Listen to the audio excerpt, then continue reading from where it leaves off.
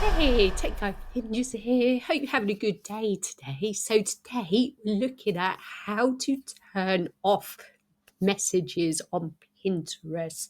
So if you're fed up of getting promotional messages and people spamming you, this is how you do it. So from your home feed, we're going to click in the top right hand corner where it says accounts and options. From there, I'm going to scroll down and click on settings.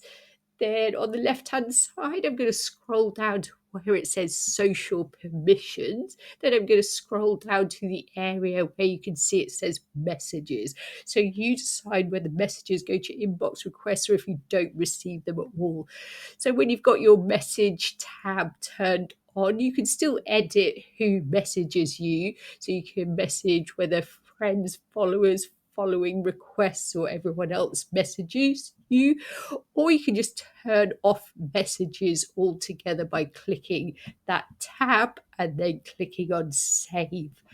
I hope that was helpful. Please like the video and subscribe, and I will see you soon.